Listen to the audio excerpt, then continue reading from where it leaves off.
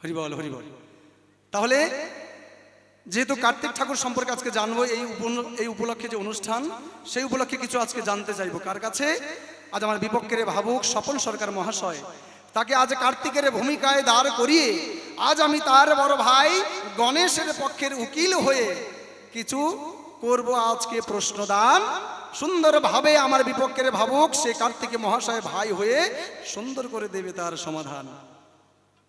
কেমন কি সবাই শুনবেন তো মা নাকি?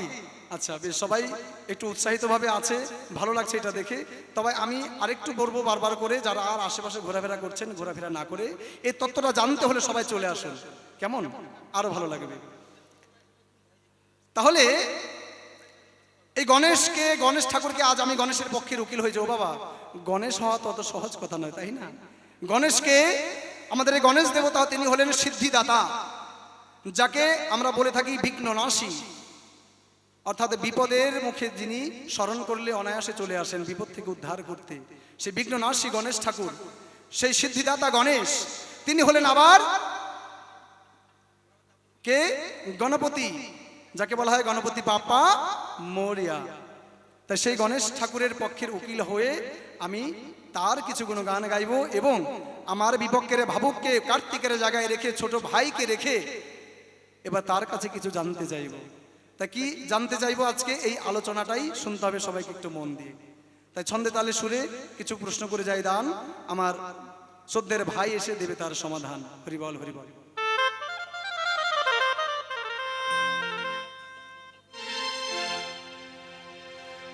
কল্পনাতে হইলাম গণেশ গো, আমি সভাতে জানাই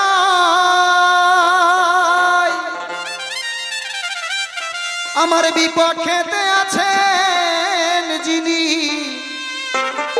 ভাই কার্তিক যে তাই রে। আজ কল্পনাতে হইলাম গণেশ রে,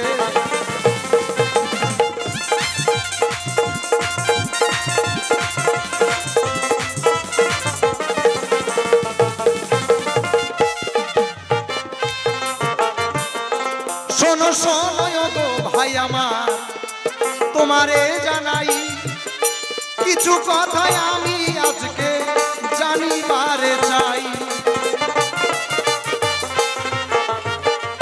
কি জানতে চাইবো জানেন? সবার প্রথম প্রশ্ন, আমার ভাই এই জগতে পূজা পায়, আর এই পুজো কোথায় হয়, কোন মাসে হয়? আমরা সকলে জানি, তাই জানি না মা? কোন মাসে গো? কোন মাসে কার্তিক পুজো হয়? কার্তিক মাসে। তাহলে যে কার্তিক মাসে আমার ভাইয়ের পুজো হচ্ছে, আচ্ছা তার নাম অনুসারে কি কার্তিক মাসটার জন্য পুজো নিয়েছি নাকি, না তার কোনো আলাদা কোনো লক্ষ্য আছে? কারণ অন্যান্য দেব দেবতা সকলেই কিন্তু সকলের পুজো হচ্ছে, মনসার পুজো হচ্ছে, কালীর পুজো হচ্ছে, শিবের পুজো হচ্ছে, আমার পিতা মাতা সকলের পুজো হয়। অনেক দেবতা রয়েছে, তাদের পুজো বিভিন্ন মাসে হয়ে থাকে। তোমার পুজো তো অন্য মাসেও হতে পারত, কিন্তু ভাই তোর পুজো কেন এই কার্তিকে মাসে হয় এটা আমি জানতে চাই। তারপরে শুধু তাই নয়, এই কার্তিক মাসের কোন দিনে হয়? কার্তিক মাসের সংক্রান্তিতে, তাই না মা? কার্তিক মাসের সংক্রান্তিতে কার্তিক পুজো হচ্ছে, আমরা সকলে কার্তিক পুজো করলাম। তাহলে এই কার্তিক পুজোটা কেন, তোর পুজো কেন এই কার্তিক মাসে হয়, এটাই সবার প্রথমে জানার বাসনা রয়। শোনো শোনো ও ভাই আমার, তোমারে জানাই এই সংক্রান্তিতে কেন পূজা হয়, এবার আমি জানতে চাই। এই তো গেল প্রথম প্রশ্ন, করিলাম দান, সুন্দর ভাবে বাপের বেটার মতো দেবে সমাধান। সে যেই বাপের বেটা, আমিও সেই বাপের বেটা। কেমন? আমরা জানি ভাই ভাই লড়াই হয়, এই ভাই ভাইয়ের লড়াই শুধু কিন্তু এই জগতেই নয়, এই লড়াই কিন্তু স্বর্গেও হয়। তবে আজকে যে ভাই ভাই লড়াই হবে, এই লড়াইয়ের পরে কিন্তু মিলনও হবে। দয়া করে দ্বন্দ্ব শুনে কেউ বাড়ি যাবেন না, বাড়ি গিয়ে দুই ভাইয়ের যদি দ্বন্দ্ব হয় আমাদেরকে দোষ দেবেন না। কেমন? কারণ যে কোনো পালা শুনতে গেলে দ্বন্দ্ব তো অবশ্যই হবে। আরে দ্বন্দ্ব শুনে শুনে যদি কেউ চলে যায় বাড়িতে, সে দ্বন্দ্ব কিন্তু মনের ভিতরে রয়ে যাবে। যেমন মহাভারতে অর্জুন যখন তার স্ত্রী সুভদ্রাকে তার গর্ভের সন্তান অভিমন্যুকে যখন শোনাচ্ছিলেন যে কি করে চক্রবুর্জের মধ্যে ঢুকতে হয়, সেই কাহিনী শোনাচ্ছিলেন, কিভাবে ঢুকতে হয়, প্রবেশ করতে হয়, সেটা শুনছিল সুভদ্রা। এবং শুনতে শুনতে যখন ঘুমিয়ে যায়, কি করে বেরিয়ে আসতে হয় সেই কথাটা শুনতে পেল না, তার গর্ভের সন্তানও শুনতে পেল না। যার জন্য সেই দিন ওই কুরুক্ষেত্রের মাঠে যুদ্ধে ওই চক্রবুর্জে ঢুকেছিল, কিন্তু আর বের হতে পারলো না। ঠিক তেমনি পালা শুনতে গেলেও এই দ্বন্দ্ব যদি শুনতে হয়, তার মিলন যদি না শোনা যায়, ওই দ্বন্দ্বই রয়ে যায়, মিলন আর শোনা যায় না। তাই আমার মনে হয় সবাই মিলে একটু মনস্থির ভাবে যদি শোনেন, অবশ্যই ভালো লাগবে কথাগুলোকে, তাই না? তাই আজকে এই ভাইয়ের আসরে ভাই ভাই লড়াই হবে, কোনো ঠ্যাঙ্গা লাঠির দরকার নাই, কথাই যথেষ্ট। শোনো শোনো ও ভাই আমার, তোমারে জানাই এইবার আরেকটি কথা তোমার কাছে আমি জানিবারে চাই। দেখো সব দেবতার বাহন আছে, আমরা জানি তাই, সেই রূপ তোমার বাহন ময়ূর হলো কেন, এইবার জানবো তাই। ভাই ময়ূর পাখিকে বেছে নিয়েছিস, হ্যাঁ? আর পাখি পেলি না? কত কিছু আছে এই জগতে, কত পাখি রয়েছে, কত পশু রয়েছে। তো অন্যান্য পশু দিলে নিতে পারতো, কিন্তু সেগুলো না নিয়ে আমার ভাই বাহন করলো কাকে? ময়ূরকে। কেন এই ময়ূর বাহন হলো, কি করে তার বাহন হলো, তুমি সবাই বলে যাবে ভালো। শোনো শোনো ও ভাই আমার, তোমারে জানাই কি করে যে ময়ূর বাহন হলো, আমি জানতে চাই। এই প্রথমবারের মতো এবার আমি এই দুটি প্রশ্ন করে গেলাম দান, সুন্দর ভাবে দেবে ভাই আমার সঠিক সমাধান। তাই প্রথমবারের মতো এবার আমি বসে যেতে চাই, দেখি ভাই এসে আসরে এবার কোন উত্তরটি দেয়। তাই আসরেতে আছেন যতই আমার সাধু গুরুজন, সকলের চরণে আমি জানাই নিবেদন। তাই আসরেতে আছেন যতই আমার মাতৃজাতি, সকলের চরণে আমি জানাই প্রণতি। তাই আসরেতে আছে যতই আমার ভগিনী ও ভাই, সকলকে ভালোবাসায় আমার স্নেহ গো জানাই। তাই আসরেতে আছে যতই আমার কাকাই ও জ্যাঠা, সকলের চরণে আমি নয় গো মাথা। তাই আমার পিতাকে সব দেবনাথ গুরু আমার হন, তার চরণে শত কোটি জানাই নিবেদন। তাই এইখানেতে করি ক্ষান্ত এবার রাধা কান্তেশ্বরী, চাঁদবাদনে সবাই মিলে বলুন হরি হরি হরি বল, হরি বল, হরি বল, হরি বল। তাই প্রথমবারের মতো এই দুটি জানার বাসনা, দুটা প্রশ্ন রাখলাম আমার ভাইয়ের কাছে, দেখি ভাই এসবের কোন কথা বলে আপনাদের কাছে। তারপর যদি কিছু বলে আমার ঠাই, যদি পারি আপনাদের কৃপায় বলবো আমি এই সভায়। তবে বর্তমানের মতো একটু বসে যেতে চাই, জানি তাই গর্ব। তো আজকে আমার বিপক্ষে যিনি, তিনি হচ্ছেন গণেশ, তিনি আমার সম্পর্কে বড় ভাই। তো আজকে তারই কল্পনা মতে আমি সেই দেব সেনাপতি কার্তিক, সেই কার্তিক তো আমি হতে পারবো না, সেই কার্তিকের ভূমিকায় দাঁড়িয়ে আজকে আমার বড় ভাইয়ের যা আছে জিজ্ঞাসা, সেই জিজ্ঞাসার জবাবের দিকে যেতে চাই। তো আমার নাম স্বপন সরকার, সেই নামটা এখন বাদ দিলাম বাবা। কিছু সময়ের জন্য অভিনয়ে সেই দেব সেনাপতি কার্তিক তার জায়গায় দাঁড়িয়ে আমার বড় ভাই যিনি সিদ্ধিদাতা গণেশ হন তিনি, তো আমি সর্বপ্রথমে ওই দাদাকে আমি প্রণাম জানাই, কারণ সম্পর্কে যেহেতু আমার বড় ভাই, তাকে প্রণাম করলে কোনো ক্ষতি নাই, কি বলে? আর আপনারা জানেন এই সিদ্ধিদাতাকে বাদ দিয়ে কোনো কর্ম করা যায় না। জয় গুরু জয় গুরু। ওমা খুব সুন্দর আজকে আলাপ আলোচনা বলেছে ভাই। আমি দেখতে পাই বৎসরে 12টি মাস, বৈশাখ জ্যৈষ্ঠ আষাঢ় শ্রাবণ ভাদ্র আশ্বিন কার্তিক অগ্রহায়ণ পুষ মাঘ ফাল্গুন চৈত্র, এই 12টি মাসের মধ্যে তোর পূজা কেন এই কার্তিক মাসে হয়? কার্তিক মাসে না হয়ে আশ্বিন মাসে হলে হতে পারতো, কি পারতো না? হ্যাঁ, এইবার আশ্বিন মাসে ছেড়ে দেন, অগ্রহায়ণ মাসে হতে পারতো, কিন্তু কেন হলো না? আমার দাদার জিজ্ঞাসা এই জায়গায়। খুলে বলি আপনাদের ধারে, এই হচ্ছে তার প্রথম জিজ্ঞাসা। জিজ্ঞাসা করেছে, জবাব দিতে চাই। বলেছে কেন এই কার্তিক মাসের শেষের দিন হয়? আমরা কার্তিক পূজা কেন করব? কার্তিক পূজা করলে আমাদের কি হয়? বিভিন্ন বিভিন্ন কথা। তার দ্বিতীয় জিজ্ঞাসা, আমরা যারা দেব দেবী আছি সবার কিন্তু একটা করে বাহন আছে বাবা, নাই? জিজ্ঞাসা রেখেছে আমার ঠাই। খুলে বলবি এই ধর্ম সবাই, তোর কেন ময়ূর বাহন হলো? এই পৃথিবীতে আরো পশু ছিল, আরো পাখি ছিল, বিভিন্ন প্রজাতির পাখি আছে, তা না হয়ে কেন তোর বাহন ময়ূর হলো? এই হচ্ছে তার জিজ্ঞাসা। তো একটু সুর ছন্দ ধরে সেই জিজ্ঞাসার জবাবের দিকে যেতে চাই। তাই ও মা, এই কার্তিক পৃথিবীতে আসার কিছু কারণ আছে ও। কেন তার এই পৃথিবীতে আগমন হলো, আবির্ভাব হলো?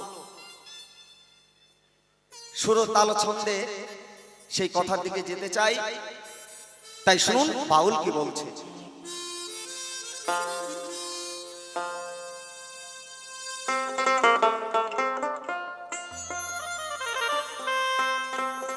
ওই আমি কল্পনার হই দেব সেনাপতি রে,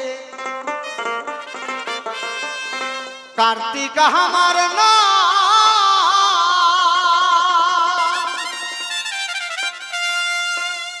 ওই আমার বিপক্ষে সিদ্ধিদাতা আমার বড় ভাই রে। আমি কল্পনাতে দেব সেনাপতি রে, আমি কল্পনা হই দেব সেনাপতি রে।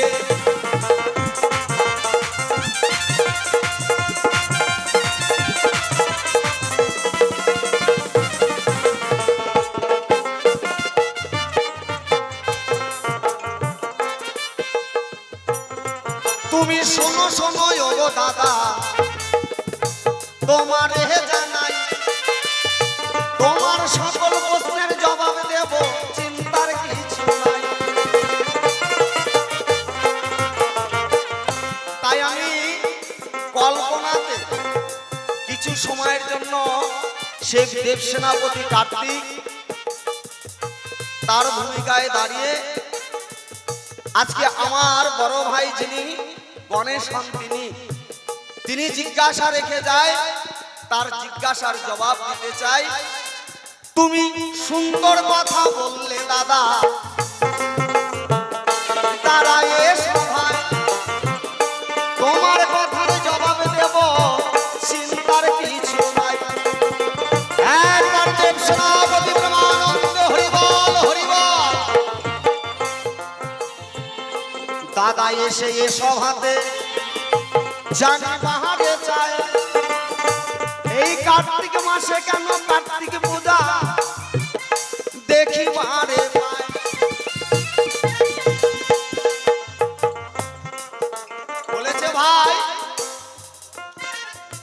তোর পূজা কেন কার্তিক মাসেই হয়? এই কার্তিক মাস না হয়ে আশ্বিন মাসে হলে হতে পারত, অগ্রহায়ণ মাসে হলে হতে পারত, কিন্তু কেন হলো না? বাপের বেটার মতো জবাব দিল। দেখে, একবার বলে আমার ভাই, আবার কয় বাপের বেটার মতো জবাব দিল। ব্যাপারটা কেমন হয়েছে জানে? মানে গ্রামে একজন ভদ্র মহিলা, তো ওনার ঝগড়া না করলে ভালো লাগে, বুঝলে? তো গেছে চান করতে, সেই দিন আবার সকালবেলা থেকে কারোর সঙ্গে ঝগড়া করতে পারে নাই। ওনার মনে কিন্তু ভালো লাগে না, বুঝলে? ও চিন্তা করেছে কি করে কার সঙ্গে ঝগড়া লাগাই, ওর নামই হয়েছে ঝগড়াটা, বুঝতে পেরেছে?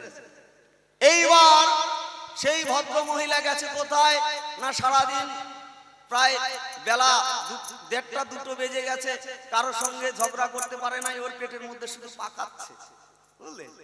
গেছে চানের ঘাটে, চানের ঘাটে গিয়ে ও চিন্তা করছে হায় হায়, তাহলে সারা দিনটা কি আমার বিফলে যাবে, একজনের সঙ্গে কি ঝগড়া করতে পারবো না।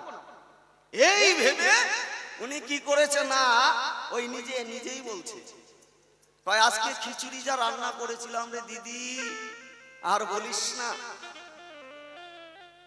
2.5 কিলো চাল, 2.5 কিলো ডাল, 2.5 কিলো লঙ্কা, 2.5 কিলো লবণ, 2.5 কিলো জিরে, 2.5 কিলো তেল দিয়ে একসঙ্গে খিচুড়ি রান্না করেছে, বুঝতে পারছেন?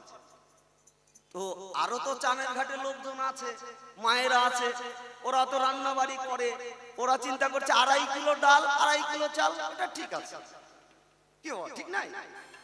আচ্ছা, 2.5 কিলো লঙ্কা আর 2.5 কিলো চাল, এটা কিন্তু মেনে নেওয়া যায় না, খাওয়া যাবে না। আচ্ছা মেনে নিলাম, সেটা নয়, খাওয়া গেল, কিন্তু 2.5 কিলো চাল আর 2.5 কিলো লবণ, ওইটা কি খাওয়া যায়? বলছে এই দিদি, ওই 2.5 কিলো চাল 2.5 কিলো লবণ, ওইটা খাওয়া যায় নাকি? আমি রেঁধেছি, আমি খেয়েছি, তোদের কি রে? দেখেন, কয় আমি 2.5 কিলো চাল 2.5 কিলো লবণ দিয়ে খিচুড়ি রেঁধেছি, আমি খেয়েছি, এই তোদের বলার কি রে? বুঝতে পারছেন? এই হচ্ছে মানে ওনার স্বভাবটাই হচ্ছে ঝগড়া লাগা।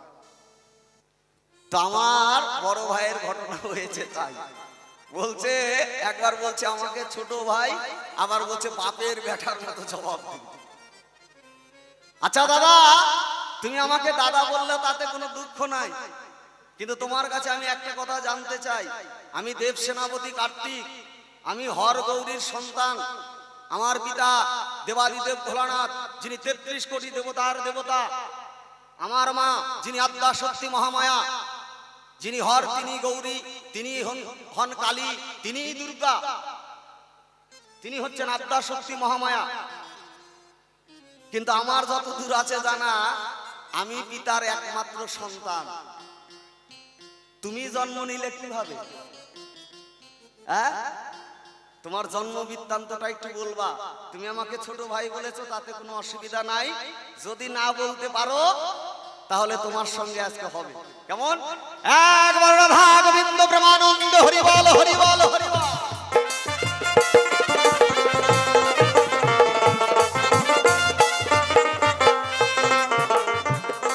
এই কার্তিক মাসে কেন কার্তিক পূজা দাদাই জানতে চায়, তার কথা ধরে ধরে আমি জবাব দিতে চাই। এই কার্তিক মাসকে বলা হয় দামোদর মাস। এই দামোদর নামটা এলো কোথা থেকে? এই দামোদর নামটা এলো ভগবান শ্রীকৃষ্ণ থেকে। যখন আমার অনাদিরাদি প্রাণ গোবিন্দ বাল্য লীলা, তিনি কি করতেন না, মায়ের গোছানো কাজগুলো সব লন্ডভন্ড করে দিতেন। মা একটা কাজ করছে, মা বলেছে গোপাল বাবা তুই এখানে বস, কি করেছে না চোখের পলকে কোথায় হারিয়ে গেল। মা হাতের কাজ ছেড়ে গোপাল গোপাল গোপাল, আর গোপাল। তাই মা কি করেছে না, গাভী বাঁধা দড়ি দিয়ে মা যশোদা কি কর্ম করিল, শোনো শোনো ওগো দাদা আমি তোমায় বলি ভালো। একবার রাধা গোবিন্দ প্রেমানন্দ হরিবল হরিবল। মা ঘরের গাভী বাঁধা দড়ি দিয়ে গোপালের কোমরে বেঁধে আর আর এক মাথা মায়ের কোমরের সঙ্গে বেঁধে রাখে। ছোট বাচ্চা ছেলে, মা চিন্তা করে আমার গোপাল যদি কোথাও যায়, হারিয়ে যায়। অনেক সময় ঘরের মধ্যে ঠাকুরের জন্য ভোগ সাজিয়ে রেখেছে, গোপাল দৌড়িয়ে গিয়ে সেই ভোগগুলো লন্ডভন্ড করে দিচ্ছে, কতক্ষণ চোখে ধরে রাখবে। তাই মা কি করলো না, ওই গোপালের কোমরে দড়ি আর মা যশোদার কোমরে দড়ি।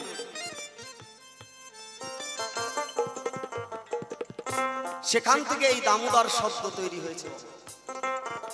আর ভগবান শ্রীকৃষ্ণের এক নাম হচ্ছে দামোদর। এই মাসটা হচ্ছে পূর্ণ মাস, অতি পবিত্র মাস। এই মাসে যদি কোনো বাবা, কোনো মা, যে কোনো দেব দেবতার নামে যদি তপ, ধ্যান, যজ্ঞ যাহা কিছু কি হয় না, তার পুণ্য অধিক অধিক পাওয়া যায়।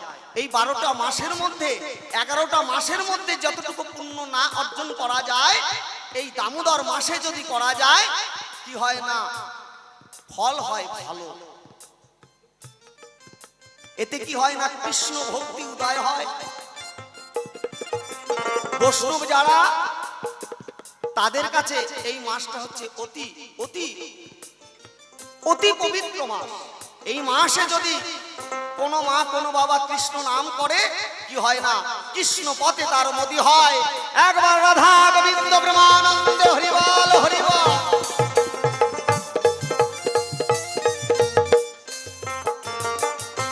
তুমি শোনো শোনো ওগো দাদা তোমার হে জানাই, তাই কৃষ্ণের নামের সঙ্গে এই দামোদর মাস বলিয়ে সবাই। তাহলে কার্তিক মাস, এই দামোদর মাসে কেন কার্তিকের পূজা হয়? যদিও অন্ধকার, তবু এই যেদিন কার্তিক পূজা হয় সেটাকে বলা হয় কার্তিক পূর্ণিমা। অন্ধকারে চাঁদের উদয়। বোঝা যাচ্ছে মা? এই কার্তিক পূজাটা কিন্তু অন্ধকারের মধ্যে হয়, হয় না? কিন্তু লেখা আছে শাস্ত্রে, এটাকে বলা হয় কার্তিক পূর্ণিমা। কেন না, অন্ধকারে চাঁদের উদয় হয়। এই দেব সেনাপতির আবির্ভাব হয়েছিল এই মাসে।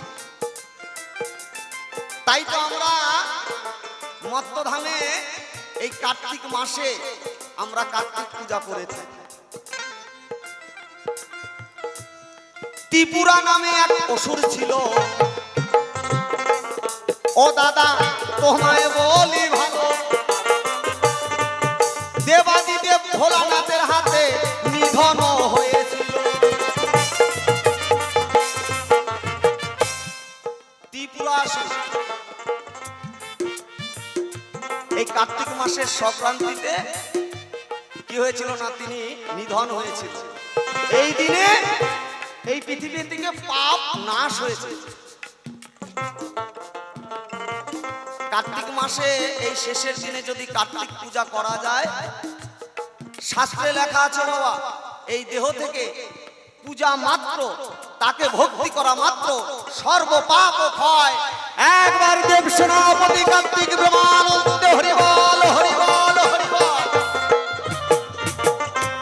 এই তো তোমার কথার জবাব, কথাই মিটে গেল।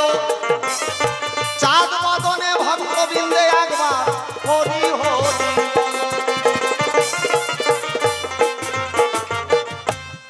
ও দাদা তোমারে জানা, তোমার কাছে একটা কথা আমি জানতে চাই। রে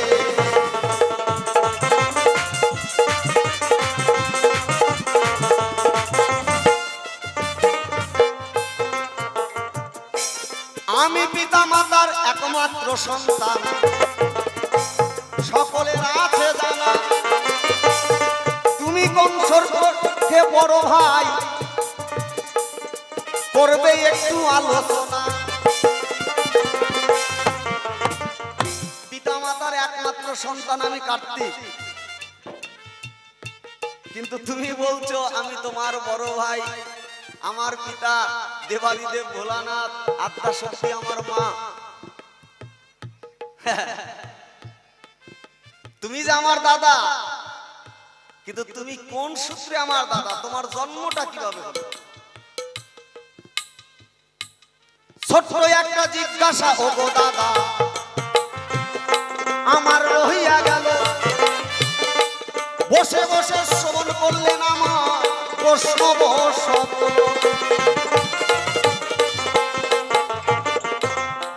আমার কেন ময়ূর বাহন হলো দাদাই জানতে চায়। সেই কথার জবাব দেব আমি, চিন্তার কিছু নাই। এই কার্তিকের জন্মের পিছনে একটা রহস্য আছে মা। কি রহস্য? না, তারকা নামে এক অসুর ছিল। তিনি প্রজাপতি ব্রহ্মার কঠোর তপস্যা করলেন। তিনি তপস্যা করে প্রজাপতি ব্রহ্মাকে সন্তুষ্ট করলেন। প্রজাপতি ব্রহ্মা এসে বলল, বলো তারকা তুমি আমার কাছে কি চাও? তারকা সেদিন ব্রহ্মার কাছে অমরত্ব চায়। পরিষ্কার শাস্ত্রে লেখায় আছে দাদা তোমারে জানাই। ওমা, তারকাসুর ব্রহ্মার কাছে বললেন, হে প্রভু, যদি আমাকে বর দিতে চান তাহলে আমাকে অমরত্ব বর দিতে হবে। ব্রহ্মা বললেন, না, আমি পারবো না। অমরত্ব বর একমাত্র দেবতাদের মধ্যে, এ ভিন্ন কারো কাছে দিতে পারবো না। বললেন দরকার নাই, চলে যান। আবার কঠোর তপস্যা করলেন। আবার প্রজাপতি ব্রহ্মা এসে দেখা দিলেন। বলল, বলো তারকা তুমি কি চাও? বলল, প্রভু আমি অমরত্ব চাই। বলল, দেখো তুমি অন্য বর চাও, আমি দেব।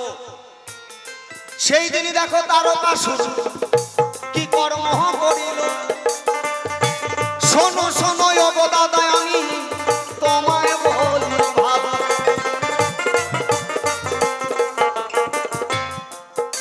তৎকালীন সময় ৩৩ কোটি দেবতার দেবতা যিনি দেবাদিদেব ভোলানাথ, তিনি সন্ন্যাসী ছিলেন।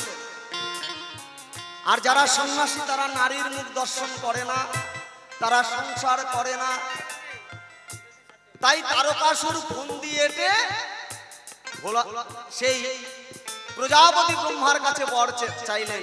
বললে, হে প্রভু, আপনি যখন আমাকে অমরত্ব দেবেন না, ভালো কথা, মেনে নিলাম। তাহলে আমাকে এই বর দেন, যেন আমি যদি কারোর সঙ্গে মরি একমাত্র তার হাতেই নিধন হব। কে? না, শিব পার্বতীর ঔরসে যদি কোনো সন্তান আসে ধরায়। তারকাসুর জানে ভোলানাথ শিব যোগী, কথা মিথ্যা নয়। তার ঔরসে কোনো সন্তান হবে না বলিয়ে সবাই। হরিবল হরিবল হরিবল। তারকাসুর জানেন যিনি সংহারকর্তা তিনি এখন সন্ন্যাসী, আর সন্ন্যাসীর কোনো সন্তান হবে না। তিনি স্ত্রীর সঙ্গ করবে না, সংসার করবে না। তাহলে তার ঔরসে কোনো সন্তান হবে না, আর আমাকে কেউ বধ করতে পারবে না। চালাকি করে ব্রহ্মার কাছ থেকে বর নিলেন।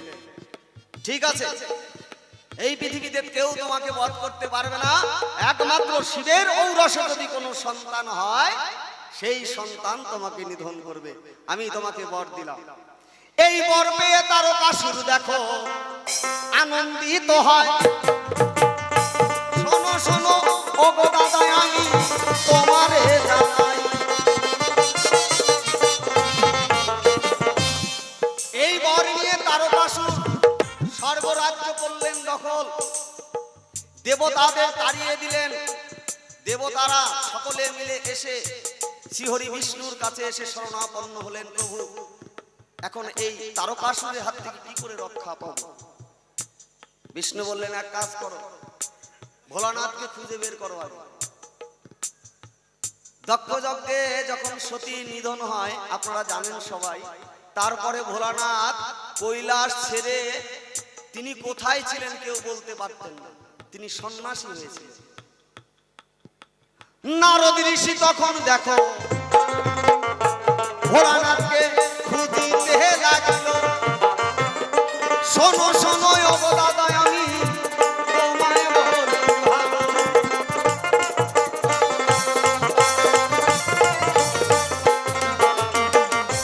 এহেন সময় নারদ এসে বলছে, প্রভু নারায়ণ নারায়ণ, ভোলানাথের খবর পাওয়া গেছে। বলছে তাহলে ভালো হয়েছে, এখন একটাই কাজ, সেটা হচ্ছে ভোলানাথকে বিয়ে করাতে হবে, তাছাড়া তারকার হাত থেকে বাঁচা যাবে না। বুঝতে পারছো কার্তিকের কেন জন্ম হলো? সেদিন কি হলো না, ৩৩ কোটি দেবতা মিলে ভোলানাথের কাছে সকলেই করজোরে প্রার্থনা করলেন, হে প্রভু আজকে আপনি যদি সংসার না করেন, বিয়ে না করেন, তাহলে এই সৃষ্টি রক্ষা পাবে না, অধর্মে এই পৃথিবী ছেয়ে যাবে, আর যখন অধর্মে ছেয়ে যাবে এই পৃথিবী ধ্বংস হয়ে যাবে। তাই সেদিন ভোলানাথ তিনি কি করলেন না, বিয়ে করার অনুমতি দিলেন, যে না আমি বিয়ে করব। গিরিরাজের মেয়ে গৌরীর সঙ্গে বিয়ে হয়েছিল। এই তাদের দুজনের মিলনের ফলে কার্তিকের জন্ম। বলিয়ে সভায় শোনো শোনো ওগো দাদা, আমি তোমারে জানাই। যখন এই কার্তিকের জন্ম হলো, দেবতারা সবাই একটু আশ্বাস পেল, আশ্বাস যে না এখন অধর্মের হাত থেকে আমরা বাঁচব। তাই কার্তিক যখন একটু বড় হলো, দেবতারা এসে তাকে দায়িত্ব দিলেন তারকাসুরকে বধ করতে হবে। তখন তাকে দেব সেনাপতি পদে নিযুক্ত করেছিলেন দেবতারা। তাহলে তারকার সঙ্গে যুদ্ধ করতে যাবে, কার্তিক তো আর খালি হাত পায়ে যেতে পারে না। এমন সময় নারায়ণ দেখো কি কর্ম করিল, কার্তিককে এনে এই ময়ূর তুলিয়া দিল।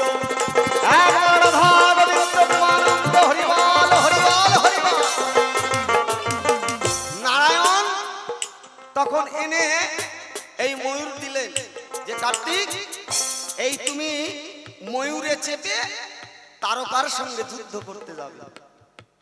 সেই দিন থেকে ময়ূর বাহন বললাম তোমায়, এই তো তোমার কথার জবাব, কথায় মিটে যায়।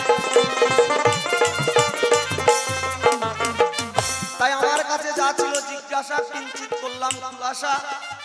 তাই প্রথমবারে আর বেশি কথা বলে লাভ নাই, হয়তো বেশি বললে আপনারাও হবেন অখুশি।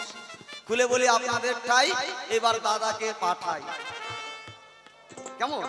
তাই দাদার কাছে আমার একটাই জিজ্ঞাসা, দাদা তুমি বলবে এসে ধর্মসভায় আমি পিতামাতার একমাত্র সন্তান কার্তিক, তুমি যে বললে আমি তোমার বড় ভাই, তুমি কোন সূত্রে আমার ভাই, সূত্রটা একটু বলবা।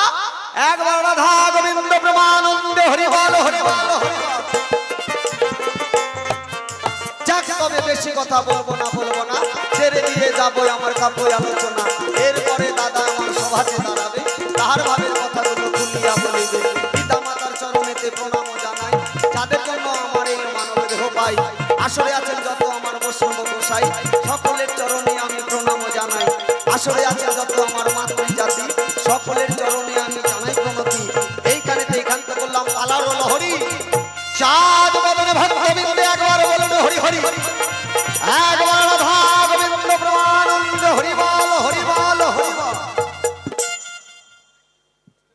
জানি জানি গরুরি বল। তাই আসর খুব শান্ত, শুনলেন আমার কার্তিক ভাইয়ের বৃত্তান্ত, তাই না? এতক্ষণ যা প্রশ্ন করেছিলাম দান, সেই প্রশ্নের সুন্দরভাবে দিলে তার সমাধান। সত্যি শুনে খুব ভালো লাগলো, কি করে তার ময়ূর বাহন হলো এবং আমার কার্তিক পুজো, এই কার্তিক ভাইয়ের পুজো কার্তিক মাসে কেন হয়, সংক্রান্তিতে কেন হয়, সেই জবাবটাও পাওয়া গেল। তবে এইটুকুই ছাড়াছাড়ি নয়, আরো কিছু আছে আমি বলবো এই সভায়। তবে সবাইকে একটু বসতে হবে ধৈর্য ধরে। যারা আশেপাশে ঘোরাফেরা করছেন বা এদিক সেদিক চলে গেছেন, অনুরোধ করব সবাই আবার ফিরে আসুন এই আসরে। কারণ আর কিছুক্ষণ পর হয়তো আপনাদের এখান থেকে বিদায় নেব, এই বছরের মতো বিদায় নেব, আবার চলে যাব। কিন্তু এই দিনটা কিন্তু বারবার আসবে না, তাই না? আবার আগামী দিন কে বেঁচে থাকি কে না থাকি কোনো কিছুই বলা যাবে না। তাই কে কখন থাকবো না থাকবো এই নিঃশ্বাসের কোনো বিশ্বাস নেই। আমাদের 24 ঘন্টায় একদিনে আমাদের নিঃশ্বাস 21,600 বার যাওয়া আসা করছে গো, এটা শাস্ত্রের বচন। তাহলে দিনে 21,600 বার যদি যাওয়া আসা করে, এবার এর মধ্যে যদি একবার বেরিয়ে যায় আর যদি সেই নিঃশ্বাসটা যদি না ঢোকে, তাহলে এর দেহের আর কোনো দাম থাকবে? কোনো দাম থাকবে না। এই যে 21,600 বার অনেক আমরা মনে করে থাকি যে ধর্মের কথা, অনেক সময় মনে হয় মিথ্যে কথা, শাস্ত্রের কথা মানি না, শাস্ত্র মনে হয় ভুল ভালো বলতে পারে। তবে বর্তমান যুগের মানুষ আমরা বিজ্ঞানকে প্রাধান্য দিয়ে থাকি একটু বেশি, তাই না? আমরা বিজ্ঞানকে, আমরা সায়েন্সকে বেশি প্রাধান্য দিয়ে থাকি। তো সেই জায়গায় যদি একটু ভাবে আপনারা ক্যালকুলেট করে থাকেন, আশা করি এই হিসাবটা বেরিয়ে যাবে। কিভাবে? যারা সায়েন্সের স্টুডেন্ট, যারা সায়েন্স নিয়ে পড়াশোনা করছে, বায়োলজি নিয়ে পড়ছে, ফিজিওলজি অ্যানাটমি নিয়ে পড়ছে, তারা অবশ্যই বুঝতে পারবেন যে আমাদের নিঃশ্বাস প্রশ্বাস যেটা এই আমাদের নিঃশ্বাস প্রশ্বাস যে আমরা নিই, আমরা এটা আমাদের মিনিটে কতবার নিয়ে থাকি? এই নিঃশ্বাস প্রশ্বাস একবার ছাড়ি নিয়ে এইভাবে আমাদের মিনিটে কতবার হয় গো? বলতে পারবে না কেউ? আমাদের নিঃশ্বাস প্রশ্বাস কতবার হয়? হার্টবিটের কথা বলিনি, আমাদের হৃদস্পন্দনের কথা বলিনি। হার্টবিট নর্মাল মানুষের হয়ে থাকে 72 থেকে 80 বা 70, 72 আমরা বলে থাকি। কিন্তু আমরা শ্বাস প্রশ্বাস যেটা নিয়ে থাকি, এটা আমাদের হয়ে থাকে 16 থেকে 18 বার মিনিটে। নিঃশ্বাস নেওয়া এবং ছাড়া একবার, এটা 1 মিনিটে হয় 16 থেকে 18 বার স্বাভাবিক, যেটা স্বাভাবিক মানুষ নিয়ে থাকেন। এবার 1 মিনিটে যদি 16 বার নিয়ে থাকি, তাহলে 60 মিনিটে কত হবে ক্যালকুলেট করবেন, তাহলে 1 ঘন্টার বেরিয়ে গেল। এবার 24 ঘন্টায় সেটাকে আবার ক্যালকুলেট করতে হবে, দেখবেন অটোমেটিক সেই হিসাবটা বেরিয়ে আসবে 21,600 বার হচ্ছে তার আশেপাশে। তাই এটা বিজ্ঞান যেটা বলছে তার বহু আগেই, যুগ যুগ আগে, হাজার হাজার বছর আগে সেটা শাস্ত্রে বর্ণিত আছে। বিজ্ঞান তাহলে কয়েকশো বছর আগের কথা, তার আগে কোনো বিজ্ঞানই ছিল না। কি ছিল? সেখানে আমাদের ধর্ম ছিল, আমাদের ছিল শাস্ত্র গ্রন্থ, যেখানে সমস্ত কিছু উল্লেখ আছে। সেখান থেকেই নিয়ে কিন্তু বিজ্ঞান তৈরি হয়েছে। হরিবল হরিবল। তাই আমাদের নিঃশ্বাসে কোনো বিশ্বাস নেই কে কতক্ষণ বেঁচে থাকবো, যার জন্য বেঁচে আছি যতক্ষণ, আনন্দ করব ততক্ষণ। সংসার ধর্ম বড় ধর্ম, এটা তো সকলেই জানি। সংসার ধর্ম বড় ধর্ম, সংসার ধর্ম নিয়েই পালন করতে হবে। তবে এই ধর্ম সব থেকে বড় ধর্ম কখন হবে? এই সংসার ধর্ম পালনের সঙ্গে সঙ্গে যদি একটু ধর্মপথে চলতে পারি। যে যে ধর্মের মানুষ হয়ে থাকি না কেন, সে হতে পারে মুসলিম, হতে পারে খ্রিস্টান, হতে পারে সনাতন ধর্মের মানুষ, সংসার ধর্মের মধ্যে থেকেও যদি নিজের ধর্মের কর্মকে যদি করা যায়, তবেই সে সংসার ধর্মইটা প্রধান ধর্ম হয়ে যায়। এই যে দেখতে পাচ্ছি আমাদের আসরে উপস্থিত হয়েছেন একজন আমার মুসলিম ধর্মের দাদা ভাই, তাদের সংসার ধর্ম বুঝিয়ে রেখো, কিন্তু তারা 5 ওয়াক্ত নামাজ পড়ে থাকেন, সে কর্মটা করে থাকেন, তবেই তার সংসার ধর্মটা বড় হয়ে যায়। ঠিক তেমনি আমরা সনাতন ধর্মের মানুষ, আমরা সংসার করার পাশাপাশি হাঁস মুরগির প্রতিপালন করব, স্বামী স্ত্রী পুত্র কন্যা নিয়ে থাকবো। তার সঙ্গে সঙ্গে যদি এই হরিনাম কৃষ্ণ নাম, নিজের আরাধ্য দেবতার নাম যদি গান গুণগান করা যায়, এই বাউল মেলা সাধু মেলায় যদি যাওয়া যায়, একটু কৃষ্ণ গুণগান গাওয়া যায়, তবেই সেই আমার সংসার ধর্মটা সফল হয়ে যায়। যার জন্য এই বাউল মেলা সাধু মেলা লাগানো হয়েছে। কেন, কি দরকার ছিল এই সাধু মেলা বাউল মেলা লাগানোর, তাই না? এত পরিশ্রম করে লাখ লাখ টাকা খরচ করে, লাইট প্যান্ডেল সমস্ত কিছু এত খরচ করে, এত কিছু করার কি দরকার? ভিক্ষাবাসী করে নির্লজ্জের মতো সবার কাছে হাত পেতেছে। একটাই কারণ, যাতে করে আমরা সারা বছর ধরে যে সংসার করছি তার মাঝে এই বছরে 2-3টা দিন 4টা দিন আমরা যেন সকলে একত্রিত হয়ে নিজ ধর্ম পালন করতে পারি, একাগ্রচিত্ত হয়ে ঈশ্বরের প্রতি একটু স্মরণ করতে পারি, তার প্রতি একটু শ্রদ্ধা ভক্তি রেখে তার গুণগান একটু শুনতে পারি। যার জন্য এই বাউল মেলা, সাধু মেলার আয়োজন হয়েছে। হরিবল হরিবল। তবে এই বাউল গান, শুধুমাত্র এই বাউল গানটা এটা কিন্তু শুধুমাত্র সনাতন ধর্মের গান নয় গো। আগে ছিল জারি গান, এলো বাউল গান। তবে এই বাউল গান, জারি গান, এসব গান কিন্তু শুধু এক ধর্মের নয়, সকল ধর্মের মানুষ, সকল সম্প্রদায়ের মানুষ এই গান শ্রবণ করতে পারে। কারণ সাধক ভবা পাগলা লালন সাই তারা হলেন সাধক বাউল। তারা যেসব কথা বলে গেছেন, মুসলিম ধর্মের মানুষ হোক, হিন্দু ধর্মের মানুষ হোক, প্রত্যেকটা বাণী মূল কথা হলো মানব ধর্ম। মানব ধর্ম শ্রেষ্ঠ ধর্ম, মানব ধর্মকে তিনি সৃষ্টি করে গেছেন। সবার উপরে মানুষত্ব তাহার উপরে নাই। আমরা শুধু কেন লড়াই করব ভাই? তাই তিনি মানুষকে বড় করে গেছেন। কেমন হরিবল? তাই এইবার মানে আমি যা প্রশ্ন করেছি তার উত্তর দিয়ে আমাকেও ছাড়েন। আমি বললাম না যে আজকে আসরে এই দুই ভাইয়ের লড়াই হবে। এই ভাইয়ের লড়াই শুধু এই জগতে নয় গো, সে দেব দেবতার আমল থেকে হয়ে আসছে। আমাদের কেন হবে না? হ্যাঁ, যুগ যুগ ধরে ভাই ভাইয়ের লড়াই আছে। আর আমরা তো সামান্য মানব জীব। বর্তমানে যুগে ওই সামান্য একটু জমি জায়গা নিয়ে, 1 ইঞ্চি জায়গা নিয়ে ভাই ভাই লড়াই হয়ে যায়, এমনকি কাটাকাটি খুনাখুনি কত কিছু হয়ে যায়। কেন আসছে? সেই যুগ যুগ ধরে। আমার মনে হয় এর জন্য আমরা মানুষ দায়ী নয়, এর জন্য দেব দেবতারাই দায়ী। হরিবল হরিবল। তবে না, তারা যা কিছু করেছেন জীব শিক্ষার জন্য করে গেছেন। নিজে আচরিয়ে ধর্ম জীবকে শিক্ষা দিলেন যে আমরা যা করছি সেটা ভুল কি ঠিক বিচার করো, সেটার সঠিকটা নাও, ভালোটাকে নাও, খারাপটাকে ছেড়ে দাও। তাই না? ঠিক তেমনি আমাদের আসলে যে আজকে ঝগড়া ঝাঁটি আলোচনা যা হবে, তারা ভালোটাকে নিতে হবে, খারাপটাকে ছুঁড়ে ফেলে দিতে হবে। কিন্তু বারবার বলেছি, মিলন দেখে তার উপরে যেতে হবে। না হলে ভাই ভাই আপনাদের বাড়িতে যদি লড়াই হয়, তার জন্য কিন্তু দায়ী আমরা নই। কেমন? তাহলে আজ আমার ভাই জানতে চাই আমার ধারে যে আমার জন্ম কি করে হলো। আজ আমি বলবো এই সভা পরে। সে বলছে আমার ভাই যে আমার পিতামাতার একমাত্র সন্তান আমি, তাই তুমি আসলে কোথা থেকে সেটা আজ আমার ভাই জানতে চায়। মানে তার কথা অনুযায়ী সে হলো আমার পিতামাতার একমাত্র সন্তান। মানে আমি তাল গাছ থেকে ঠপ করে পড়েছি আর কি। মানে আমার পিতামাতা হয় না, মানে ও এক বাপের বেটা, এক মায়ের বেটা, আর আমি হলাম পাড়াপড়শি থেকে এসেছি। তাই না? তো ঝগড়া কিভাবে শুরু হয় দেখেন, পায়ে পাড়া দিয়ে ঝগড়া করছে। আজ আমাকে সে গল্প দিল কি, ওই ঝগড়াটে বুড়ির সঙ্গে তুলনা করেছে যে পায়ে পাড়া দিয়ে ঝগড়া করা। হ্যাঁ, বলছে 1 কেজি চাল, 1 কেজি ডাল, 1 কেজি নুনও দিয়েছি, সেটা নিয়েও নাকি ঝগড়া করে। কিন্তু সে যে নিজে পায়ে পাড়া দিয়ে ঝগড়া করছে সেটা কে দেখবে? হ্যাঁ, তাহলে আমার জন্মে কি করে হলো? কোথা থেকে আসলাম? এই গণেশ কি উপর থেকে টপকে আসলো? নাকি এই সমাজ, এই শাস্ত্র মিথ্যা কথা বলছে? তাহলে কি আমার পিতামাতা তোমার পিতামাতা নয়? তোমার পিতামাতা কি আমার পিতামাতা নয়?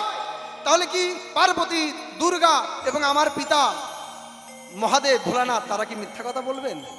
শুনবো সেই তত্ত্ব কথা। কোথা থেকে কিভাবে জন্ম হলো গণেশের, আজকে শোনাবো সেই তত্ত্ব কথা।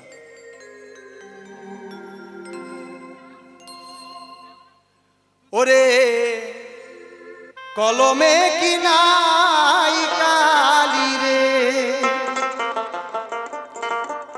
কলমে নাই কালি, আমার এই পরা কপালে ও ভাই কি কথা শোনালি রে, কলমে কি নাই কালি রে।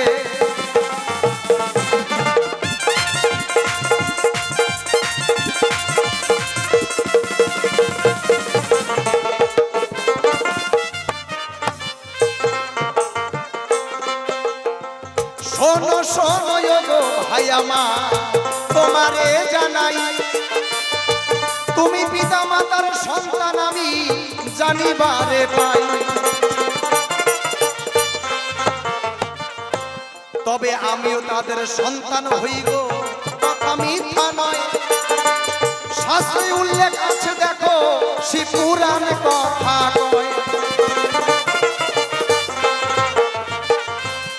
শাস্ত্র গ্রন্থের মধ্যে অনেক পুরাণ রয়েছে, সে পুরাণের মধ্যে একটি পুরাণ হলো শিব পুরাণ। বিভিন্ন পুরাণে বিভিন্ন মতাদর্শ রয়েছেন, দিয়েছেন অনেক মহাজন। তবে শিব পুরাণের মতে যে তত্ত্বকথা লুকিয়ে আছে, সেই গণেশ তত্ত্বকথা, গণেশের জন্মকথা শুনতে হবে। একদিন গো মা পার্বতী ওই যে স্নান করিতে যায়, সেইখানেতে নিরাপদের জন্য দারোয়ান রাখতে চায়।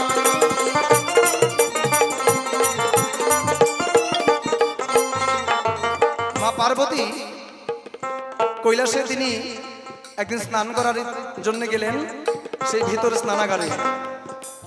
এবার আপনারা স্বাভাবিকভাবে জানবেন, মায়েরা যখন স্নান করতে যায়, সেই মুহূর্তে যদি কেউ প্রবেশ করে সেই স্নানাগারে, সেটা কি ঠিক হবে গো? ঠিক হবে মা? ঠিক হবে না। স্নানাগারে একাকিত্বভাবে স্নান করাটাই সর্বোত্তম। তাই মা পার্বতী তিনি কি করলেন, সে স্নানাগারে স্নান করতে গেলেন এবং বাইরে একজন দারোয়ান রাখতে চাইলেন, একজন প্রহরী রাখতে চাইলেন, যাতে করে কেউ প্রবেশ করতে না পারে বিনা অনুমতিতে হঠাৎ করে। তাই তো তিনি নন্দীকে দেখো ওই আদেশ করিল, বলে তুমি হবা প্রহরী আজকে, বলে গেলাম ভালো। মা পার্বতী কি করলেন, ভোলানাথের পরম ভক্ত যার নাম হলো নন্দী মহারাজ, আমরা যাকে ষাঁড় বলে থাকি, তাই না? আমরা দেখতে পাই শিব মন্দিরে শিবলিঙ্গের সামনে দেখা যায় একজন নন্দী মহারাজ ষাঁড়, সে কে? আমার ভোলানাথের ভক্ত। তাই ভোলানাথের সে ভক্তকে নন্দীকে বলল, নন্দী আজ তুই প্রহরী হয়ে এই দরজায় প্রহরী হয়ে দাঁড়াবি, দেখবি কেউ যেন প্রবেশ করতে না পারে, আমি স্নান করতে যাচ্ছি। মায়ের এমন কথাই কি আর অবাধ্য হতে পারে সন্তান? সন্তান বলছে তাই হবে মা, আমি দাঁড়িয়ে আছি, তোমার কোনো চিন্তা নেই, যাও তুমি স্নান করতে যাও মা, আমি দাঁড়িয়ে আছি। যতক্ষণ তুমি না আসবে, না বলবে, আমি এখান থেকে সরবো না, কাউকে প্রবেশ করতেও দেবো না। এই কথা শুনে দেখো শান্তি পায় মনে, মা গেল স্নান করিতে সেই স্নানাগারের স্থানে। এই দিকেতে ভোলানাথ এবার সেই গৃহেতে আসিল, এইবার যাবে গৃহে দর্শন করতে, দেখো নন্দী বাধা যে দিল। কি সমস্যা? নন্দী মহারাজ নন্দী কিন্তু এবার বিপদে পড়ে গেল। দেখছে যে মা যে আদেশ দিয়েছে কাউকে প্রবেশ করতে নিষেধ, কিন্তু এটা তো বললো না যে ভোলানাথ আমার পিতাকেও কি ঢুকতে দেবো না, আমি কি বিপদে পড়লাম। ভোলানাথ এসে বলছে, কিরে তুই গেটে দাঁড়িয়ে আছিস কেন? বলছে, হে ভগবান, হে প্রভু, আপনার তো এই সময় যাওয়া যাবে না। কেন? বলছে, মা আমাকে দাঁড় করিয়ে রেখেছে, বলেছে কাউকে আসতে দিবি না, আমি কিন্তু স্নান করতে যাচ্ছি। এবার আমি যদি তার কথা না মানি, আপনি যদি প্রবেশ করেন, তাহলে তো মায়ের কথা অবাধ্য হবে, আমি যে মায়ের কাছে দোষী হয়ে যাব। বলছে, দূর পাগলা, কি যে বলিস, আমি আমার ঘরে যাবো, আমি স্ত্রীর কাছে যাব, তোর মায়ের কাছে যাবে বাবা, এটা আবার অপরাধের কি আছে, তুই সরে যা, কিচ্ছু হবে না। এবার কি করবে? নন্দী কিন্তু বিবেক বিবেচনা করে দেখলো যে হতেই পারে, কি হবে, আমার মনে হয় মায়ের সেখানে যদি বাবা যায়, আমার মনে হয় কোনো অপরাধ হবে না, মাও কিছু বলবে না। সেই তো দেখো নন্দী এবার দরজা খুলে দিল, সেইখানেতে মহাদেব এবার প্রবেশ করিল। পার্বতী কিন্তু মনে দুঃখ পায়, বলে নন্দীর যে ঠাই, তোর কথার কোনো কিন্তু দাম যে নাই, তাই তোকে আমি আর প্রহরী হিসাবে রাখবো না, তুই বিশ্বাস করতে পারলি না, তাই করলাম বিবেচনা। আমার পার্বতী মা কিন্তু মনে দুঃখ পেয়ে গেল যে তোকে আমি বারবার করে বললাম, নন্দী আমি স্নান করতে যাচ্ছি, তুই কাউকে আসতে দিবি না, কাউকে না, অর্থাৎ কাউকে না। আমার কি লজ্জা শরম হয় না? যতই হোক ও মা, যতই দেখবেন আপনার স্বামী যতই স্বামী হোক না কেন, স্নান ঘরে বা সেই গৃহে যদি আপনি একাকিত্ব ভাবে একটা অন্যরকম অবস্থায় থাকেন, সেই মুহূর্তে আপনার স্বামী হলেও অনেক সময় কিন্তু লজ্জাবোধ হয় না মা? তবে আমাদের বর্তমান সময়টা একটু আলাদা। কলিযুগের মানুষ আমরা, একসঙ্গে স্নান করছি, একসঙ্গে গা ঘষে দিচ্ছি, সেই ব্যাপারটা আলাদা। তবে আগেকার দিনে এমন ছিল না গো। আগেকার দিনে আগের যুগের কথা কি বলবো, বর্তমানে কলিযুগেই এই কয়েক বছর আগে যদি আমার ঠাকুমার যুগেই যায়, আমার নিজের ঠাকুমার কথা বলছি, 109 বছর বয়সে আমার ঠাকুমা মারা গেছে। আমার ঠাম্মা মানে নিজের মেয়ের জামাই, মানে জামাই মেয়েকে বিয়ে দিচ্ছে জামাইয়ের কাছে, তো জামাই মানে ছেলে সমতুল্য। সে জামাইও যদি শাশুড়ির কাছে আসে, আমার ঠাম্মি কি করতো, জামাইকে দেখে মানে সর্বদা কিন্তু ঘোমটা থাকতো এই জায়গায়, মানে মুখ দেখাতো না, চুল তো দেখানো দূরের কথা, ঢেকে রাখতেন।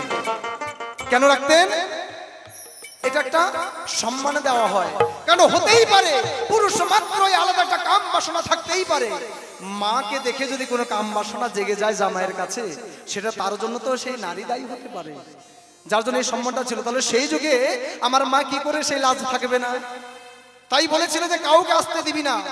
কিন্তু ভোলানাথ যখন প্রবেশ করলো, মা কিন্তু একটু লজ্জিত হয়ে গেল, তাই ক্রোধিত হয়ে গেল নন্দীর কাছে, যে তোকে বারবার বলেছি কাউকে প্রবেশ করতে দিবি না, অতএব তুই আমার বিশ্বাসের পাত্র হতে পারলি না, না তোকে আর আমি প্রহরী হিসেবে রাখবো না। এমন পুত্র কোথায় পাই যাকে আমি বিশ্বস্ত ভাবে প্রহরীতে রাখতে পারি? তাই মাতা দেখো কি করিল, বলবো এই সভায়, নিজের গায়ের হলুদ রং হতে দেখো সন্তান জন্ম দিল। তাই জয় জয় মা পার্বতী, হরিবল হরিবল হরিবল। মা কি করলেন, নিজের গায়ের হলুদ চন্দন বিভিন্ন রকম পুষ্প গোলাপের পাপড়ি এসব দিয়ে স্নান করলেন। দেবতারা তো আর আমাদের মতো ওই সাবান মাখবে না, লাইফ লাক্স, তাদের ছিল দর্শন জিনিস আলাদা। তাই সেই গায়ের যে মাখন ছিল, গায়ের যে ময়লা ছিল, গায়ে মাখা সেই হলুদ চন্দন থেকে, সেখান থেকে গায়ের মল থেকে শুরু একজন সন্তান সৃষ্টি করলেন, যার নাম দিলেন গণেশ। দেখো এইভাবে জন্ম হলো আমারও যে, তাই সেই কথা বললাম আমি আজ এই ধর্ম সভা। এইবার দেখো সেই সন্তানকে প্রহরী রাখিল, তাকে সব তত্ত্ব কথা নিয়ম খুলে যে জানালো।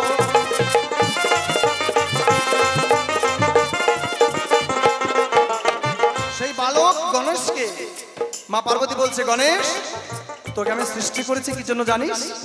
এই যে এখানে প্রহরী তোকে থাকতে হবে, আমার বিশ্বাস তুই, আমি জানি তুই আমার কথা রাখবি, আমার বিশ্বস্ত সন্তান পুত্র তুই হবি, তাই তোকে আমি পুত্র রূপে স্বীকার করছি।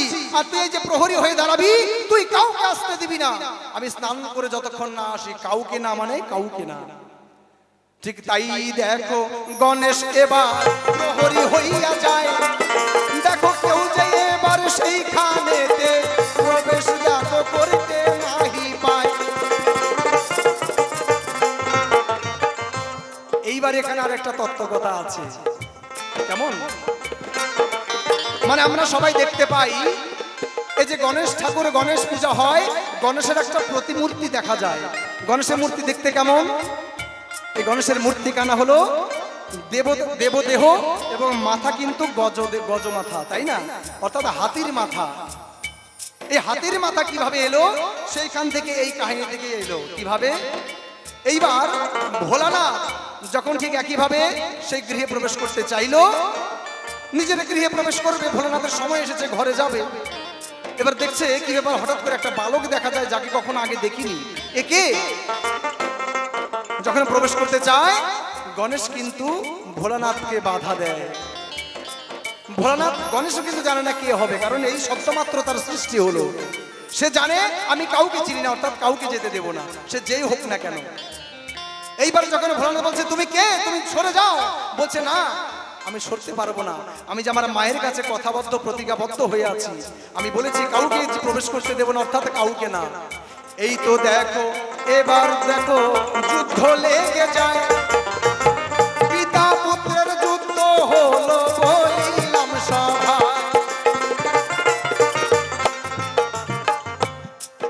পিতা পুত্রের যুদ্ধ শুরু হয়ে গেল। ভোলানাথ বিভিন্ন ভাবে আক্রমণ করছে, কোনো কিছুই কাজ হচ্ছে না। বিভিন্ন অস্ত্র যেগুলো একটা বাচ্চা শিশুকে মারার জন্য তার ব্রহ্মাস্ত্র পালন করবে না, সেটা তো আর মারবে না, ভাবছে একটা বাচ্চা শিশু। তাই তাকে ছোট থেকে ধীরে ধীরে অল্প অল্প করে বিভিন্ন রকম ভাবে চেষ্টা করলো, কিছুতেই কিন্তু গণেশকে সরানো গেল না। যুদ্ধ শুরু হলো, একের পর এক বাণ বিভিন্ন রকম অস্ত্র নিক্ষেপ হলো, এদিকে প্রতিঘাত শুরু হলো। যুদ্ধ শুরু হয়, প্রত্যেকটা প্রতিঘাতে প্রতিঘাত হয়, প্রত্যেকটা অস্ত্র কিন্তু বিনষ্ট হয়।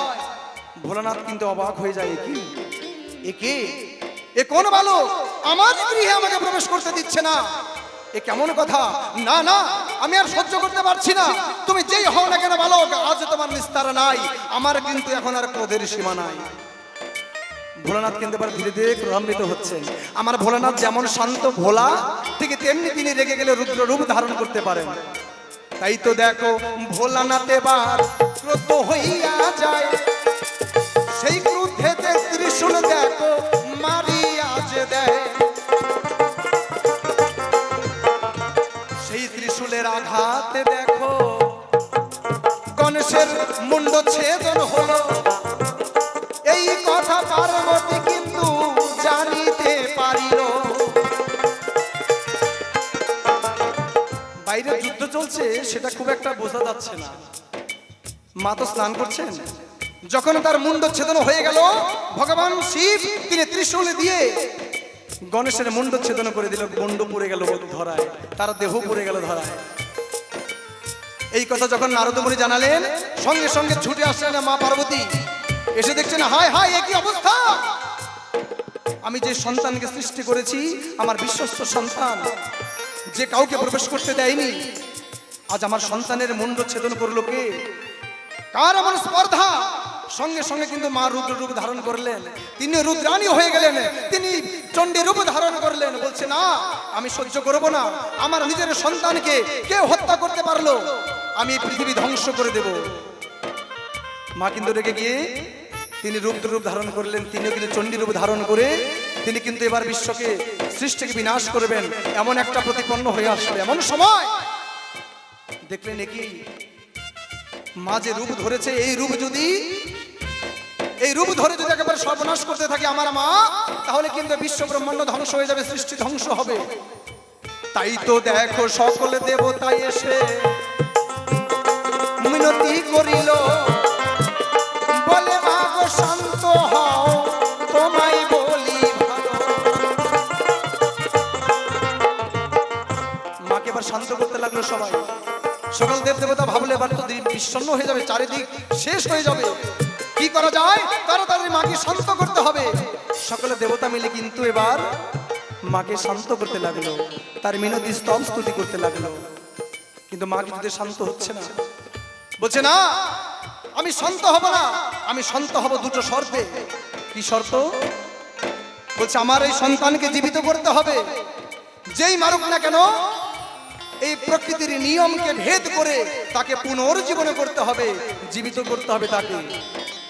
এবং শুধু তাই নয়, আরেকটা কি করতে হবে, আমার এই সন্তানকে পূজনীয় করতে হবে, তার পূজা যেন এই জগতে হয় সেই ব্যবস্থাও করতে হবে। এইবারে দেখো ভোলানাথ এবার বিপদে পড়ে যায়, মায়ের কথায় তিনি এবার রাজি হইয়া যায়। তাই তো তিনি আদেশ দিলেন, গো যাও তোমরা তাই, উত্তর মুখে যাকেই পাবে তার মুন্ড চাই। আদেশ দিলেন যে যাও, এই মুন্ড তার জোড়া লাগবে না, তবে আলাদা মুন্ডকে জোড়া লাগাতে হবে। কি করবে? চলে যাও, যেই দিকে তোমরা দেখবে যে উত্তর দিকে কোনো মানুষ হোক বা দেবতা, মানুষ হোক বা পশু হোক, যেই হোক, যাকে দেখবে উত্তরের দিকে মুখ হয়ে শুয়ে আছে, তার মুন্ডটাকে নিয়ে আসতে হবে, আমি তার প্রতিস্থাপন করব। দেবতারা গিয়ে দেখলো এক গজ শুয়ে রয়, দেখো তার মাথাটি উত্তর দিকে পড়িয়া যে রয়, তখন তার মুন্ড ছেদন করি আনিয়া যে দিল। ভোলানাথ এবার সেই মুন্ডটি স্থাপন করিল। জয় জয় ভোলানাথ প্রেমানন্দে, হরিবল হরিবল হরিবল হরিবল। তাহলে কি করলো আমার ভোলানাথ, সেই মন্ত্রপুত করে সে হাতির মাথাকে লাগিয়ে দিলেন গণেশের দেহের সনে। এইভাবে দেখো এবার গণেশ বেঁচে যায়। সেই কথা বললাম আমি এই ধর্ম সভায়, ভাই তোমারে জানা যেই কথা জানতে চাইলে বললাম সবার ঠাই রে, কল্পনাতে হইলাম গণেশ রে।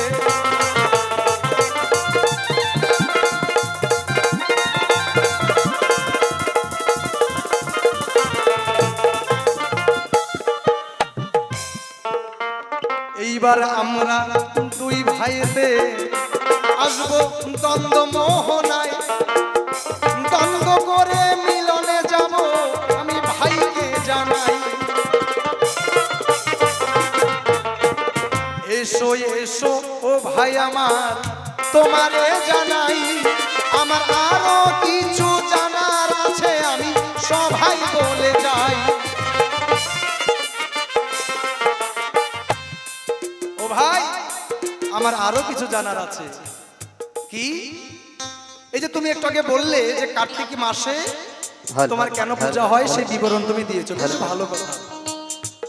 তবে এই যে কার্তিক মাসে এই ধরাতে যে তোমার পুজো হলো, এই তোমার পুজো প্রথম কে করলো? একজন কোনো ব্যক্তি হবে তো যে প্রথম শুরু করে, তাই না?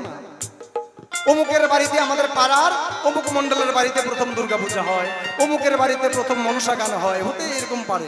তবে প্রথম এই কার্তিক মাসে যে তোমার পুজো হলো সেটা প্রথম কে করলো এটা আমার জানার বাসনা রয়। শোনো শোনো ও ভাই আমার জানি বাহারে চাই, কে প্রথম পূজা করিল বলো এই সভা।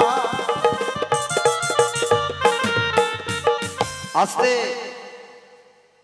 তো জয় গুরু জয় গুরু। তো দেখতে দেখতে সময় আমাদের প্রায় শেষের দিকে। তো একদিকে বড় ভাই, অন্যদিকে ছোট ভাই, একদিকে সিদ্ধিদাতা গণেশ, অন্যদিকে দেব সেনাপতি কার্তিক, এই নিয়ে কিছু কথা আপনাদের সামনে তুলে ধরেছিলাম। তো সেই পালাটি আমরা এখন মিলনের দিকে যাব। খুলে বলি আপনাদের কাছে, তো আমার বড় ভাই জিজ্ঞাসা রেখে যায় যে ভাই সর্বপ্রথম তোমার পূজা কে করেছিল, একটু সেই কথাটা খুলে বল। বাহ, খুব সুন্দর কথা। তো এইবার আমরা দুইজনে দুই ভাই একটু মুখোমুখি দাঁড়াই, তো সুরছন্দে তালে আমরা সেই পালার মিলনের দিকে যাব। কেমন? আর যে জিজ্ঞাসা করেছে সেই জিজ্ঞাসার জবাবের দিকে অবশ্যই যাব। ও তুমি সুন্দর কথা বললে দাদা, দাঁড়ায় সভায় তোমার কথার জবাব দিব, চিন্তার কিছু নাই। কে বা প্রথম পূজা করে কার্তিকের আমার দাদার জানা নাই, সেই কথা শুনতে চায় দ্বন্দ্ব মোহনায়। তাহলে কে প্রথম পূজা করেছিল কার্তিকের? ওমা, দক্ষিণ ভারতের নিবাসী জমিদার জয়নারায়ণ, তারা ছিল তিন ভাই। একজনের নাম জয়নারায়ণ পাল, আর এক ভাইয়ের নাম শ্যাম পাল, আর একজনের নাম ছিল লক্ষ্মী নারায়ণ পাল। এরা তিন ভাই ছিল নিঃসন্তান, কথা মিথ্যা নয়। শোনো শোনো ওগো দাদা আমি তোমাদের জানাই, তারা জমিদার, তারা তিন ভাই, কিন্তু তিন ভাইয়ের কোনো সন্তান নাই, তারা নিঃসন্তান। তারা যেদিকে যায় সবাই ডেকে ডেকে বলে, ওই যে দেখ আমাদের জমিদার যাচ্ছে আটকুড়া, ওই আটকুড়ার মুখ দেখবি না, আটকুড়ার মুখ দেখা মানে অযাত্রা। এই আটকুড়ার মুখ দেখে যেখানে যাবি তোর যাত্রা অমঙ্গল হবে, সুমঙ্গল হবে। তাই তো জয় নারায়ণ মনের দুঃখে কাঁদিতে লাগিল। ভগবানের কাছে দেখো প্রার্থনা রাখিল। বললে, হে ঠাকুর, আমরা এমন পাপ করেছি, আমরা তিন ভাই, যে আমাদের বংশে একটা প্রদীপও দিলে না। হে ঠাকুর, যেমন করে হয় তুমি আমাদের একটা ভাইকে একটি সন্তান দাও। সন্তান বেঁচে থাক না থাক সেটা পরের কথা, তবু একটি সন্তান দাও, সবাই যেন আমাদের আর কেউ আটখুরা না বলতে পারে।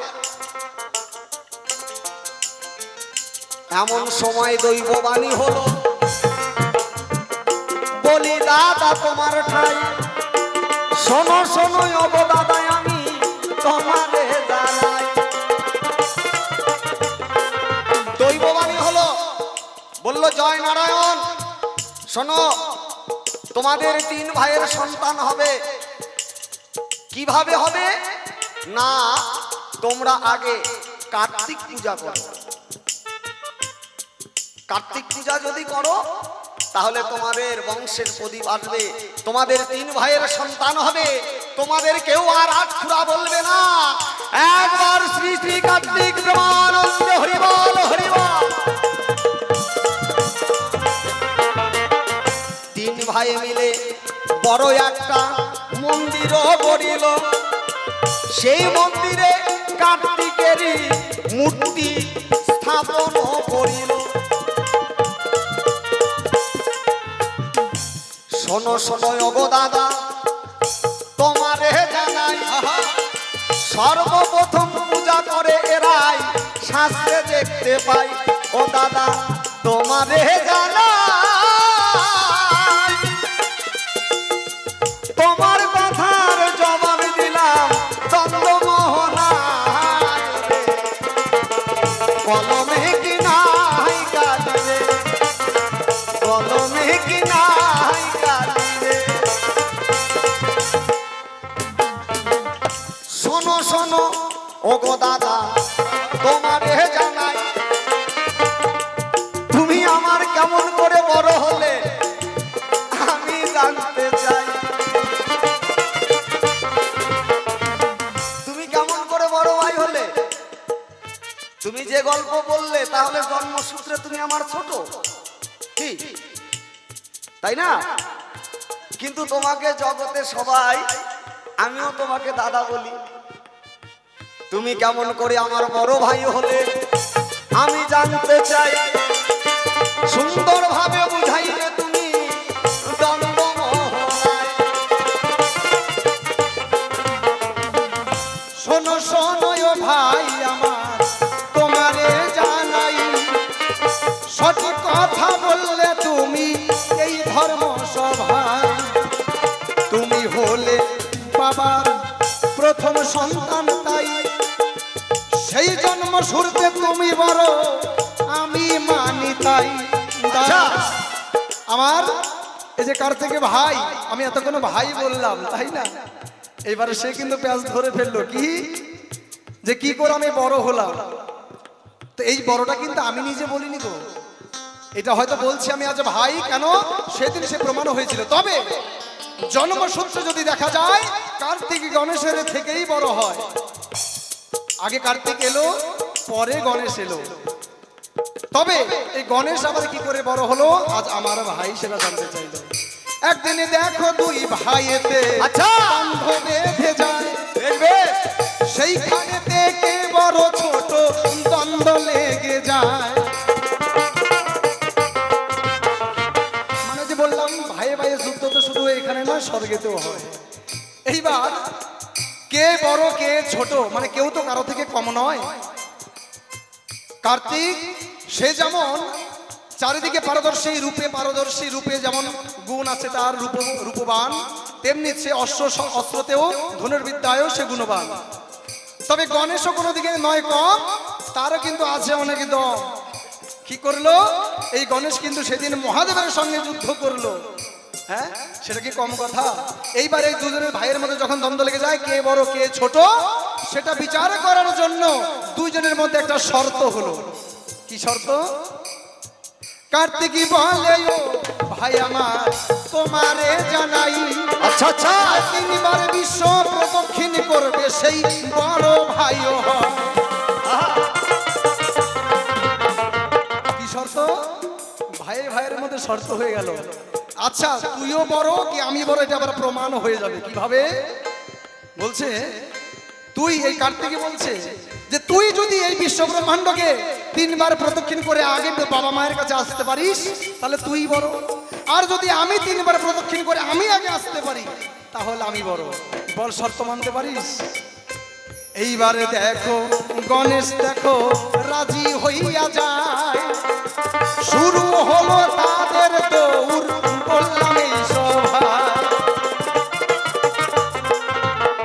এইবার শর্ত মতে কার্তিক ভাই কিন্তু আনন্দে 8খানা ভাজা পোড়া 10খানা। কেন? সে ভাবছে যে আমার ময়ূরে চড়ে আমি অনায়াসে, যে আমার ময়ূরের যে তেজ, তার যে আদ্য গুরু মাতা পিতা জ্যেষ্ঠ গুরু ভাই, তার চেয়ে অধিক গুরু ভজন করলে পাই। শুধু তাই নয়, আমরা পিতাকে কি বলে থাকি? পিতার মন্ত্র কি? পিতা স্বর্গ পিতা ধর্ম পিতা হি পরমং তপ, পিতরে প্রীতিমা পণ্যে প্রিয়ন্তে সর্বদেবতা। পিতা স্বর্গ পিতা ধর্ম, আমার পিতাই স্বর্গ ধর্ম সমস্ত কিছু, সকল দেব দেবতার ঊর্ধ্বে। আর তারপরে রয়েছে আমার মা, মাকে আমি প্রণাম করি কি করে? জননী জন্মভূমিষ্য স্বর্গাদপি গরীয়সী, মাতা জননী ধারিত্রী দয়াদ্র হৃদয়া সতী, দেবী রমণী শ্রেষ্ঠ নির্দেশা সর্ব দুঃখহারা। আমার মায়ের মন্ত্র। তাহলে আমার মা স্বর্গের থেকেও উচ্চতর, আমার মায়ের চরণ তলে স্বর্গ রয়েছে। তাহলে বিশ্ব ব্রহ্মাণ্ড স্বর্গ যদি আমার মা বাবার কাছেই থাকে, আমরা প্রদক্ষিণ করার কি দরকার আছে? তাই তো দেখো জ্ঞান বুদ্ধিতে গণেশ কি কর্ম করিল, পিতা মাতার চারিদিকে 7 পা যে দিল। একবার রাধা গোবিন্দ প্রাণ হরি হরি বল, হরি বল, হরি বল। কর্মগুণে হয় গো বড়, কথা মিথ্যা নয়। জন্ম হোক না যথা তথা, তাতে দুঃখ নাই। তাহলে আজকে কর্মগুণে আমার ছোট ভাই আজকে দাদা হয়ে গেছে। সুন্দর কথা বললে দাদা দাঁড়ায় সভায়, আর কেন বেশি ঝগড়া করবো দ্বন্দ্ব মহড়া। তাহলে এই সেই দিন এই 7 বার যখন প্রদক্ষিণ করলেন, তখন আমার এই পিতামাতা ভোলানাথ এবং পার্বতী আশীর্বাদ করলেন, এবং সেই দিন থেকে গণেশকে বড় করলেন জ্ঞান বুদ্ধির দিকে। তাই তাকে বলা হয় সিদ্ধিদাতা, জ্ঞানদাতা। তাই তো এইবার দেখো আর এক কথা আমি জানতে চাই, ও ভাই সুন্দর করে বলবে তুমি এই ধর্ম সভায়। দেখো সকল দেবতার পায়ে গো ঘরম দেখা যায়, তোমার কেন ঘরম নাই? দেখো চরণে ওই যে চামড়ার জুতা রয়। আস্তে দাদা জানতে চেয়েছে 33 কোটি দেবতা, কারো পায়ে চামড়ার জুতা নাই, শুধু কার্তিকের পায়ে হচ্ছে চামড়ার জুতা। লক্ষ্য করে দেখেছেন আপনারা? হ্যাঁ, তো আমার দাদা জিজ্ঞাসা করেছে তুমি এই চামড়ার জুতা পেলে কোথায়? কারণ তো সবাই তো খড়ম, তৎকালীন সময় এই চামড়ার কিছু ছিল না। কি করতো না, দেব দেবতা মুনি ঋষি যোগী ঋষি তারা কি করতেন না, খড়ম ব্যবহার করতেন, কাঠের। কিন্তু আমরা দেখতে পাই কার্তিকের পায়ে চামড়ার জুতা। সুন্দর কথা বললে দাদা দাঁড়ায় সভায়, কোথায় পেল চামড়ার জুতা আমি বলতে চাই। তাই যেদিন এই কার্তিক দেবসেনা পদে যুক্ত হলো, তখন কি হলো না, একটা শপথ বার্তা দিতে হয়। আজকে যদি আপনি পুলিশের চাকরি করেন, আপনাকে চাকরি ইউনিফর্ম দেওয়ার আগে আপনাকে শপথ করতে হবে। কি করতে হবে না? আপনি এই দেশের রাজা হবেন, কিন্তু আপনাকে আগে শপথ করতে হবে। শপথ বার্তাতে আপনাকে কথা দিতে হবে, তবে আপনি এই দেশের রাজা হতে পারবেন। তাই সেদিন কার্তিকও কথা দিয়েছিল দেবতাদেরকে। কি কথা?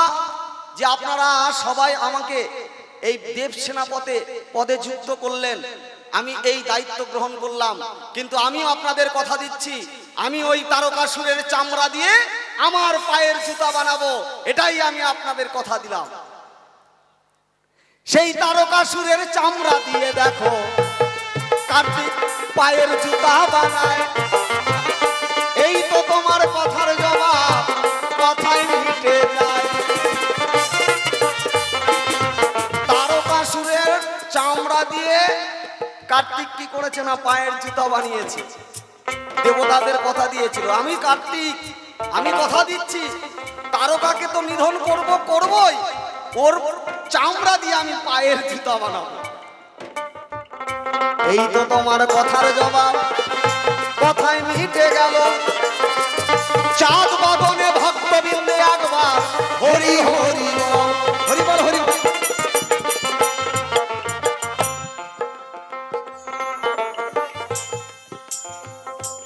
তবে কেন বেশি কথা বলি, বাহারে যাই। এসো দাদা আমরা দুইজনে মিলন হইয়া যাই। তাই যদি আমরা যুক্তি তর্ক করি তাহলে দেখা যাবে রাত্রি শেষ হয়ে যাবে। কারণ আমাদের সনাতন ধর্মে 4 বেদ, 24 শাস্ত্র, 18 পুরাণ, 9 লক্ষ গ্রন্থ। আমরা যদি যুক্তি তর্ক করি তাহলে শেষ হবে না বাবা। তো দেখতে দেখতে আমাদের হাতের আর সময় নাই, হয়তো কিছুক্ষণের মধ্যেই পরবর্তী শিল্পী মঞ্চে এসে যাবে। তো একদিকে কার্তিক, অন্যদিকে গণেশ, এই পালাটি আমরা এখানে রাখছি। এইখানেতে দুই ভাইয়ের দেখো মিলন হইয়া গেল। কার্তিক গণেশ প্রেমানন্দে সবাই হরি হরি বলো।